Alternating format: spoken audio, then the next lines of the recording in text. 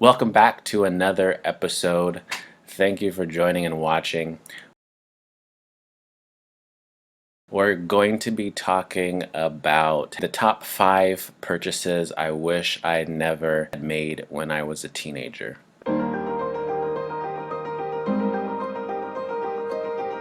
DVDs, man.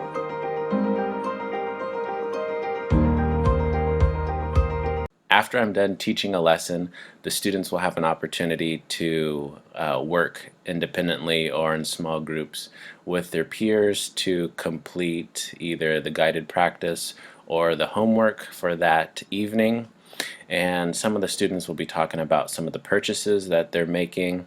And I can't help but overhear from where I'm eavesdropping that they're making some purchases that I could remember making back in the day, and I wish somebody was there to shake me or slap me and say, don't do that. And so it made me think about what are some purchases that I wish I could take back if I was still a teenager today. Number 5, letting friends borrow money. So because I had I would say a good job back then. My first job was an intern for Tacoma Public Utilities, and I got paid, I want to say, slightly above minimum wage. Maybe it wasn't slightly above minimum wage, but I felt like with the paychecks that I was getting that I was balling. So in the summer I could work full time because we didn't have school, and then because I did a good job at what I was doing, it was like helping with computer stuff. They kept me on throughout the school year. So although I was reduced in salary because I wasn't there a lot, I was still making like hundreds of dollars. And so, excuse me. Yes, it's a Pokemon water bottle. Anyway, and I was just thinking, like, look at all this money. Let's go spend it. But one thing I was doing, because I had money and I felt like I wanted to be generous and help my friends out, if people needed money, I would give them money. And if they said, they would always say things like, oh yeah, I'll get you back, don't worry.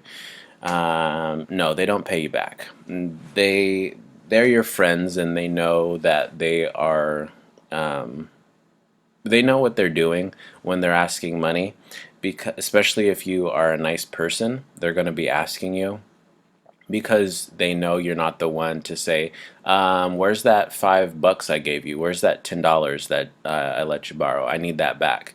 They're just going to forget that they ever borrowed it from you. In most cases, I'm not saying everybody's like this, but this happened to me. And so I would recommend, if you are a teenager making some money, don't give money to your friends. I know you want to be nice, just don't do it. Or give it to them as a gift and don't expect it back, because the second you start to bring it up, they're going to act like you're the worst person in the world, even though you helped them by giving them money. And it's just a headache you don't want to get into. Don't be stupid with your money. Like, I was super gullible. The PlayStation 2 was coming out, and they had that commercial where they promoted the PlayStation 2 by saying the PlayStation 9 is coming out and blah blah blah blah blah, but for right now, you can get the PlayStation 2. And so my friends and I were talking about that, and my friend was like, no, the PlayStation 9 is real. It's just the network adapter. What am I looking at? Anyway, my friend was saying the PlayStation 9 is real. It's not a console, but you can use it to hook up to the internet. And I was like, oh my gosh, are you serious? And he's all, yeah. And then he was all, if you got like $40, I can go get it for you. I know somebody. When somebody knows somebody, they don't know anybody, so don't fall for that. So I gave this dude $40, and then like 3 months later, I still didn't have the network adapter. And he's, oh yeah, well, something happened to the money, and I don't have it, but I'll get you back. and he gave me like $27 back from the whatever amount I gave him. And slowly but surely, we never talked about it. I graduated, moved on to college. So, Robbie Laterno, I still remember. All right? I want my money back. I'm just kidding. You can have it. I don't care. As far as borrowing money or giving money to friends, letting them borrow stuff, I've lost about $300.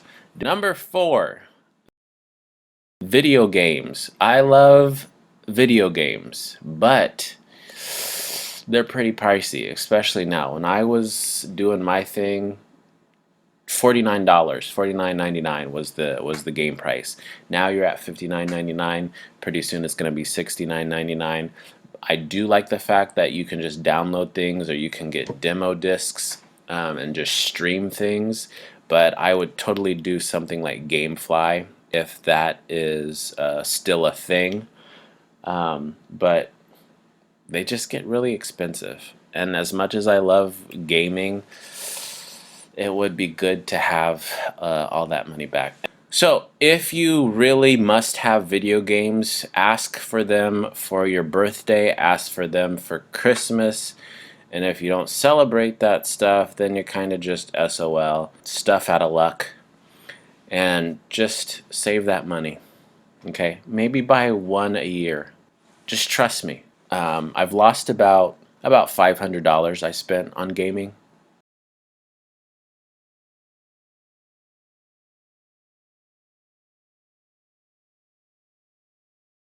You're going to be glad that the money is there in the future, okay? The game plan, folks. Accumulate money now, invest, let it blow up, and then when you're 30 or 40 or 50, that's when you ball out of control and buy a video game every day. I know it doesn't sound super cool to not have it right now. This is like a little tagline at the bottom of a Total Money Makeover by Dave Ramsey. But if you want to live like nobody is living later, you have to live like nobody is living right now. What I mean by that is all of your friends are making these crazy purchases, buying movies, going to the movies, going out to eat, buying video games, buying new phones, okay? But if you save that money for the future, okay, when your friends have to go back to work when they're 70 because they didn't save for retirement, and you have already retired by the time you're 40 or 45, uh, you got to weigh your options. What kind of life do you want? Do you want to struggle and hustle right now when you've got like energy and time, or do you want to be struggling and hustling when you're in your 60s or your 70s? Just think about that. Number 3. Number 3 is DVDs. I bought so many DVDs. It is ridiculous. A lot of them are in my basement right now. I would just go to Best Buy and then go to that $5 bin and just get a big fat stack of DVDs. Movies that I would only watch once, or some movies that I haven't even watched at all. Because, you know, the TV series came out, so it wasn't always $19.99.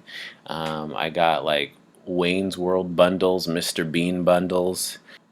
Now, you guys don't have to worry about DVDs per se now because you got Netflix and you can do all that stuff. So that is the way to go. I wish there was some sort of streaming service out when I was when I was a teenager, but renting DVDs would have been my thing, would have been my equivalent. And Netflix did have something where they sent you DVDs before they started doing streaming, so I should have gotten into that for sure. And again, probably about another $500 I dropped on DVDs over time. Number 2, buying gifts for girlfriends. I have bought things like gaming consoles for them. I had bought things like PCs. Now, I didn't get like fully decked out CDs because I was working a lot around PCs. I could just kind of build my own PCs and then give them to them that way. Taking them out to eat, all that stuff, it adds up quickly. And are we still together? No. And again, it was me wanting to be nice, number one, and number two, having all that money available to me. And I thought, because I have never been in a relationship before, or haven't been in many relationships, that I thought that's what you kind of do. If you have money, you go get them nice things. Thank you, television, for teaching me that. Instead of buying them those crazy gifts, I would have definitely have just saved or made things. One year I made Haley a comic book of us doing stupid stuff together. And it's like that sort of stuff where you can like laugh about it and it creates kind of a moment. I think it's far better than like something that you could just buy in a store that breaks down or whatever. Now, please don't make fun of me in the comments for this. I probably spent over $1,000 on my girlfriends over time. Number one,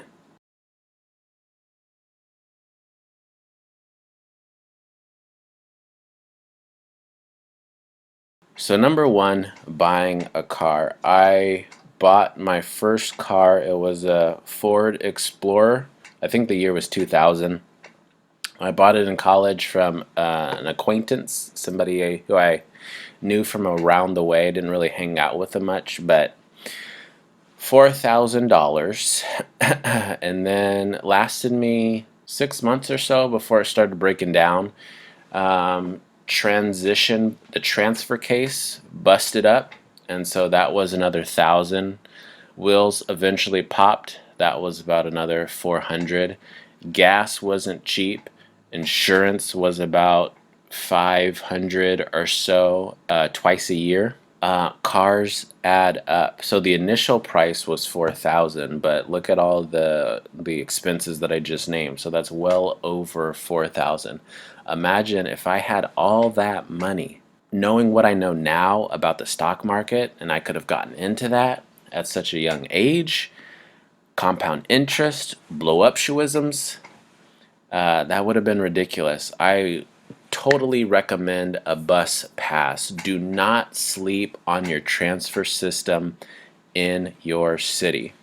I'm going to be doing, if I have not already posted it, my trip to SakuraCon. I took a taxi, I took a bus, and then I took Uber from Port Angeles, which is like over 200 miles, for less than $20. So paying for driving there, paying for gas, and then paying for parking in Seattle would have been well over $100 easy. A lot of people don't like the bus because there are some people on there that, you kind of just hold on to your stuff a little bit more tightly because they're on there. But overall, it's gonna be the best bang for your buck when you're a teenager. My mom, instead of buying me a car, bought me a bus pass. It allowed me to understand the value of a dollar that way, and also get around the town. You can become such an independent transformationer. What's the word? 2 hours later. Don't sleep on the bus system. I am grateful for learning. I'm grateful for books. I'm grateful for books because I'm learning about compound interest, I'm learning about investing, and I'm learning about blow up schwism of my money. I'm learning about having my money work for me instead of me working for my money. Now, comment below if you are brave enough, shall we say, if you are brave enough to share some of your stories of things that you bought that you know you had no business purchasing. And we'll preface it with the fact that you were a teenager, so you get off the hook that way. Okay? That's going to wrap it up for this episode. Again, you guys have a beautiful day, and remember to smile because you are beautiful.